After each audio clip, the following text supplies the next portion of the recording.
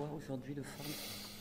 Nous espérons peut-être l'impossible, c'est-à-dire faire changer Ford de décision. Nous sommes indignés par l'attitude de ce grand groupe américain qui nous a menés en bateau, parce que, à mon avis, il y a longtemps qu'ils avaient pris cette décision sans avoir le courage de le dire. La solution de reprise était viable, elle a été négociée. Je salue d'ailleurs les salariés et leurs organisations syndicales qui ont accepté de gros sacrifices. Gel des salaires pendant 3 ans, diminution des RTT pour favoriser la reprise, et Ford a démoli cette solution de reprise en la critiquant et en expliquant qu'un plan social qui aboutit à la suppression de 800 emplois était mieux qu'une solution de reprise qui garantit dans un premier temps 400 emplois et à terme des recrutements importants.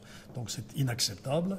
Nous protestons, nous soutenons les efforts du gouvernement vis-à-vis de la direction de Ford Monde et de Ford Europe. Cela dit, compte tenu des mœurs de cette entreprise et de cette société, les chances de réussite sont minces. Ce n'est pas une raison pour ne pas essayer de toutes les explorer et les soutenir.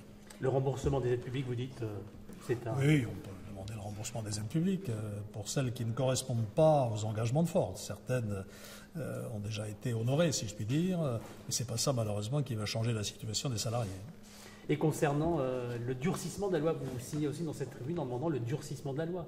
Le fait qu'un repreneur, oui, on n'est pas obligé d'avoir l'avis du groupe pour une reprise. Je pense que quand il y a une solution de reprise viable qui permet de maintenir des emplois, il faut que le législateur se donne les moyens d'imposer ce type de reprise contre des intérêts de groupes pour qui la situation des hommes et des femmes de Ford est évidemment le cadet des soucis.